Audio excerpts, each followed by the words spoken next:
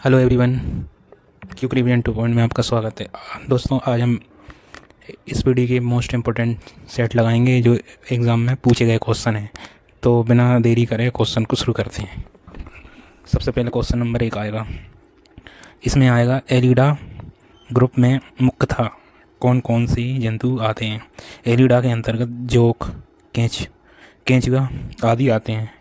Next देखेंगे दूसरा question. Arthropoda group में मुख्यतः कौन कौन सी जंतु आते हैं। अर्थोपोडा के अंतर्गत तिलचट्टा आएगा, मच्छर आएगा, खटमल आएगा और मक्खी आएगी।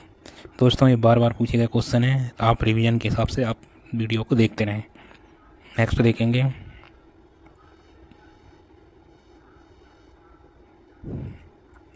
इसके बाद आएगा मोलास्का ग्रुप के अंतर्गत मुख्यतः कौन कौन से जंतु या कीट आते हैं। तो इसके अंदर घोंघा आ जाएगा, सीपी आ जाएगा। नेक्स्ट देखेंगे। इकाइनोडर्मेटा संघ के अंतर्गत मुख्यतः कौन कौन से जंतु आते हैं। सबसे पहले आ जाएगा तारा मछली, ब्रिटल स्टार आ जाएगा। ठीक है ना। इसके बाद नेक्स्ट देखेंगे। मनुष्य का पाचन क्रिया का प्रारंभ कहाँ से होता है। दोस्तों, मनुष्य में जो पाचन क्रिया की जो क्रिया संपन्न होती है सबसे पहले मुंह से स्टार्ट हो जाती है। नेक्स्ट देखेंगे। सिराएं द्वारा कौन सा रक्त प्रवाह होता है। सिराओं के द्वारा अशुद्ध रक्त का प्रभाव होता है। सिराएं जो होती हैं शरीर में अशुद्ध रक्त को संचरण करती हैं। नेक्स्ट देखेंगे। धमनी द्वारा कौन सा रक्त प्रवाहित होता है। तो धमनियों के द्वारा शुद्ध रक्त का प्रभाव होता है। नेक्स्ट देखेंगे।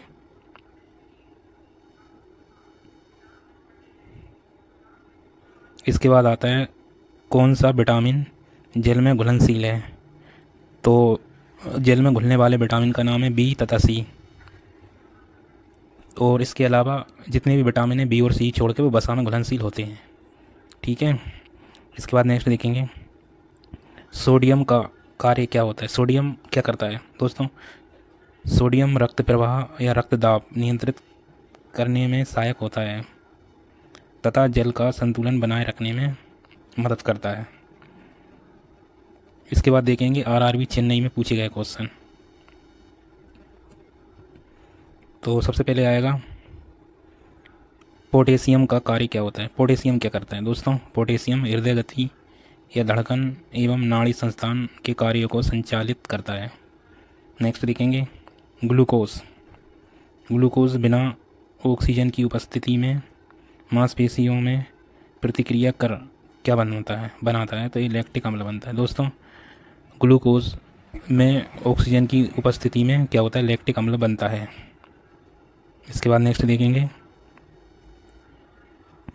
नेक्स्ट आता है ग्लूकोज बिना ऑक्सीजन की उपस्थिति में बैक्टीरिया या ईस्ट से प्रतिक्रिया कर क्या बनाता है। तो इसका इथाइल एल्कोहल बनता है। नेक्स्ट देखेंगे। ऑक्सीजन की उपस्थिति में ग्लूकोज की प्रतिक्रिया होती है तो क्या माना जाता है। तो इसमें कार्बन डाइऑक्साइड और जल का निर्माण होता है। नेक्स्ट देखेंगे।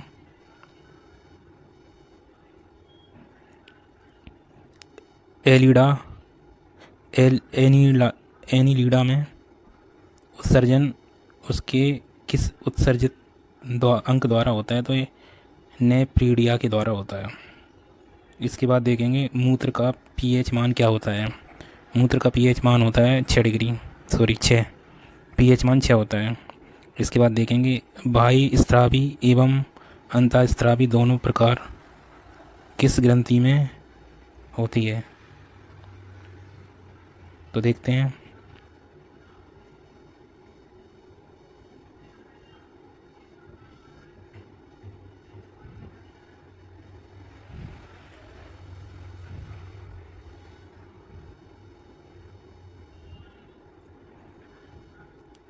ये कहाँ पर होता है, अग्नाशय ग्रंथि में होता है ना। इसके बाद नेक्स्ट देखेंगे पीयूष ग्रंथि या पितृ ग्रंथि को किस अन्य नाम से भी जाना जाता है? तो इसको मास्टर ग्रंथि के नाम से भी जाना जाता है। इसके बाद नेक्स्ट देखेंगे,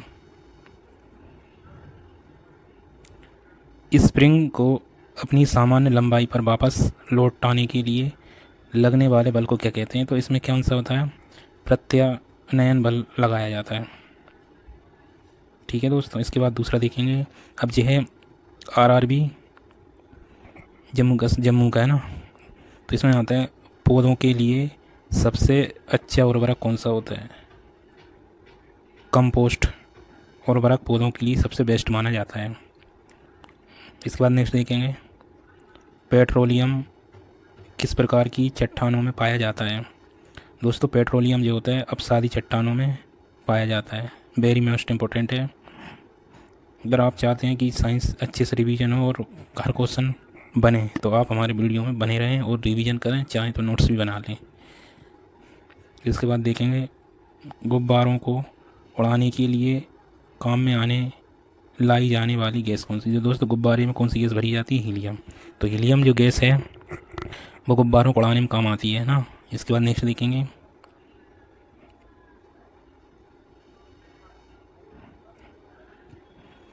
इसके बाद आता है DDT यानी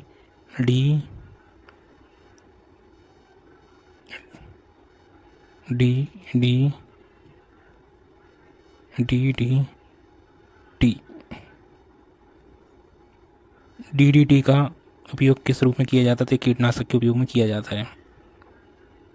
इसके बाद नेक्स्ट देखेंगे, एथनॉल के अत्यधिक सेवन से कौन सा अंग प्राप्त होता है? ये यकृत होता है दोस्तों। एथनॉल मतलब शराब। शराब को अगर आप अत्यधिक मात्रा में लेंगे तो यकृत आपका प्रभावित होगा।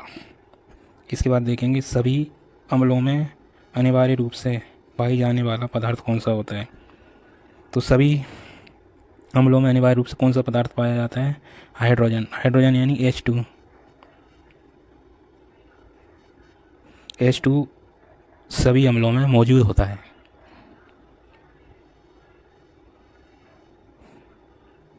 इसके बाद देखेंगे, आग लगने तथा फैलने की सबसे कम संभावना किस वस्त्र में होती है? सूती वस्त्र। सूती वस्त्र में आग कम लगती है और कम फैलती है। इसके बाद देखेंगे, लोहे का सबसे महत्वपूर्ण स्रोत कौन सा होता है? जो दोस्तों लोहा सबसे अधिक हरी सब्जियों में पाया जाता है और मुख्य रूप से पालक में पाया जाता है। इसके बाद नेक्स्ट देखेंगे,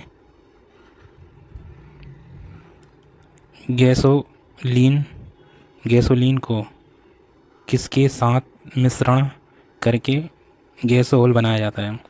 तो इसका आएगा इथाइल एल्कोहल। ठीक है ना। इसके बाद आता है, तत्कालीन ऊर्जा या शक्ति के लिए धावकों को कौन सा पदार्थ दिया जाता है? तो इसके लिए ग्लूकोज वाला पदार्थ दिया जाता है, यानी जो दौड़ते हैं उनके लिए ग्लूकोज की मात्रा मिलाई जाती है। नेक्स्ट देखेंगे, आरआरबी अजमेर का देखते हैं। मानव जाति के लिए ओजोन परत क्यों महत्वपूर्ण है?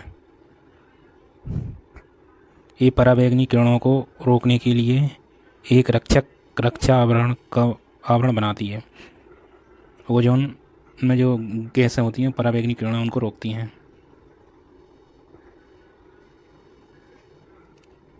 नेक्स्ट देखेंगे, अंताज्वार यानी टाइफाइड के लिए सामान्यतः उपयोग की जाने वाली औषधि कौन सी है? तो इसको क्लोरोमाइसिटिन औषधि दी जाती है। इसके बाद आता है, गैस की जो लो होती है सबसे गर्म किस हिस्से को क्या कहते हैं? जो लो होती है ना सबसे गर्म, वो वाले हिस्से क्या बोलते हैं देखते हैं।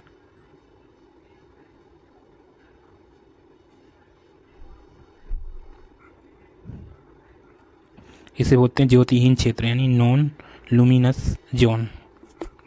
इसके बाद आता है, नेक्स्ट देखेंगे,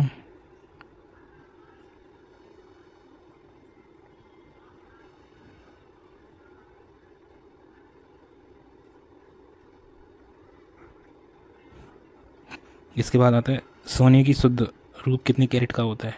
सोने का जो शुद्ध रूप होता है 24 कैरेट का होता है। इसके बाद देखते हैं सिनेबार किसका अयस्क होता है। सिनेबार जो होता है पारा यानी एस जी का नेक्स्ट देखेंगे शरीर के ताप का नियंत्रण किसके द्वारा होता है। दोस्तों जो शरीर का तापमान होता है वो हाइपोथैलेमस के द्वारा नियंत्रण होता है। इसके बाद आता है लाल अस्थि मज्जा में किसका निर्माण होता है। तो इसमें लाल रक्त कर्णिकाओं का होता है। इसके बाद नेक्स्ट देखेंगे कशेरुकदंड में कितनी हड्डियां होती हैं। दोस्तों इसके अंतर्गत 33 हड्डियां होती हैं।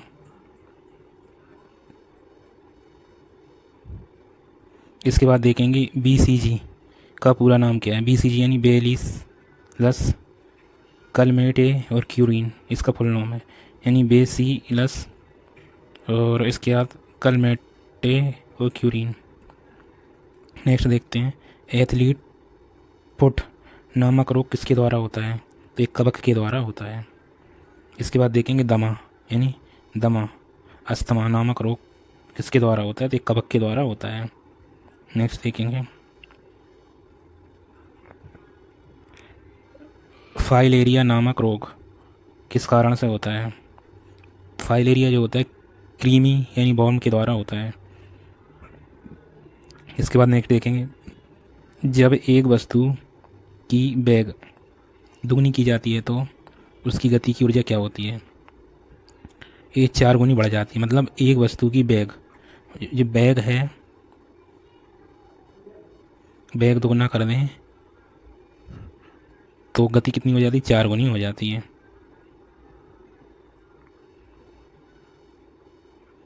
इसके बाद नेक्स्ट देखेंगे सूत्रकर्णिका को अन्य नाम से भी जाना जाता है। तो इसको सूत्रकर्णिकाओं का क्या नाम है, माइटोकॉन्ड्रिया के नाम से भी जाना जाता है।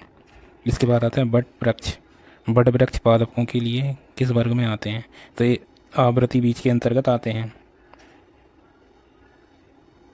नेक्स्ट देखेंगे फ्लेम ऑफ द फॉरेस्ट यानी वन की ज्वाला का अर्थ क्या है। ऐसे पेड़ों से भरा वन जो पतझड़ों में फूलते हैं और लाल फूल बिखेरते हैं। इसके बाद आता है पेनिसिलिन किससे बनाया जाता है। पेनिसिलिन कवक के द्वारा बनाया जाता है। नेक्स्ट देखेंगे लाइकेन को 2 जीवधारियों का सहजीवी या सहचर्य समझा जाता है। वे 2 जीव कौन कौन से हैं। तो वो 2 जीव कौन है, शैवाल है और एक कवक है। नेक्स्ट देखेंगे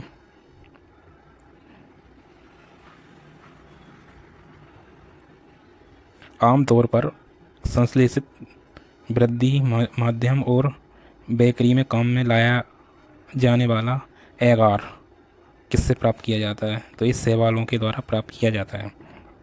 इसके बाद नेक्स्ट देखेंगे लौंग किससे प्राप्त होता है। तो लौंग जो होता है पुष्पकली से प्राप्त होता है। नेक्स्ट देखेंगे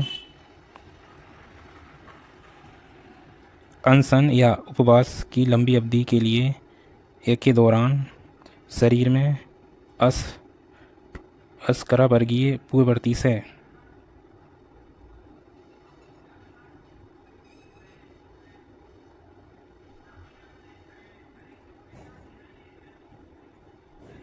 उपापचय शर्करा या ग्लूकोज या मधुजन या ग्लाइकोजन बनने की विधि का नाम क्या है। तो इसका आ जाएगा लूकोन वजनन। नेक्स्ट देखेंगे सभी जीवधारियों में पाए जाने वाला कौन सा यौगिक है जिसमें भरपूर मात्रा में फास्फोरस पाया जाता है। तो किस में पाया जाता है दोस्तों, न्यूक्लिक अम्ल के अंदर पाया जाता है। नेक्स्ट देखेंगे भारत में केंद्रीय धान अनुसंधान केंद्र कहाँ है। भारत में जो केंद्रीय अनुसंधान है धान का वो कटक में है। कटक कहाँ पर है, उड़ीसा में है। नेक्स्ट देखेंगे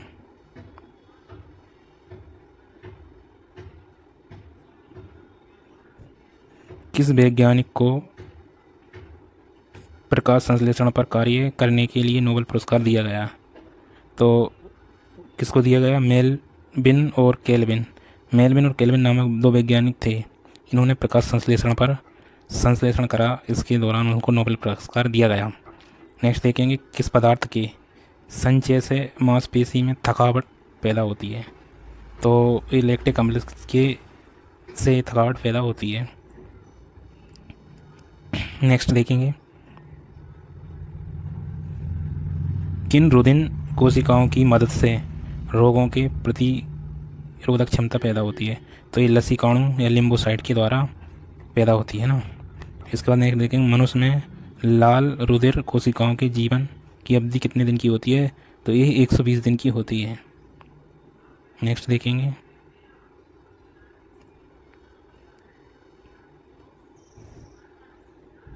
सिरा रक्त को ऑक्सीजन के लिए फेफड़ों तक किसके द्वारा ले जाया जाता है। तो ये फूफूंद धमनी के द्वारा ले जाया जाता है।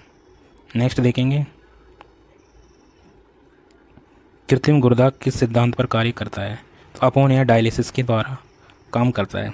एक व्यक्ति की आँखों का रंग काला, नीला या भूरा होता है, वो पिगमेंट पर आधारित होता है। किस कारण होता है। परितारिका यानी आयरिस के द्वारा। जब आँख में धूल चली जाती है तो कौन सा हिस्सा सूजन गुलाबी हो जाता है। तो ये नेत्रश्लेष्मला या कंजक्टिवा बोलते हैं ना। इसके बाद नेक्स्ट देखेंगे बच्चों के दूध पीते समय स्तनों में दूध का निष्कासन किसकी मदद से होता है। तो ये होता है ऑक्सीटोसिन की मदद से। निषेचन सामान्यतः कहाँ पर होता है। तो ये डिंबवाहिनी नली या फॉलोपियन ट्यूब में होता है।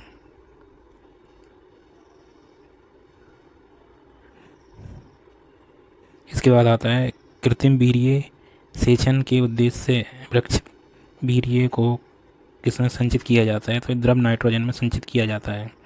इसके बाद आता है किस पादप का पुष्प सबसे बड़ा होता है। तो ये रेप्लेसिया का सबसे बड़ा होता है।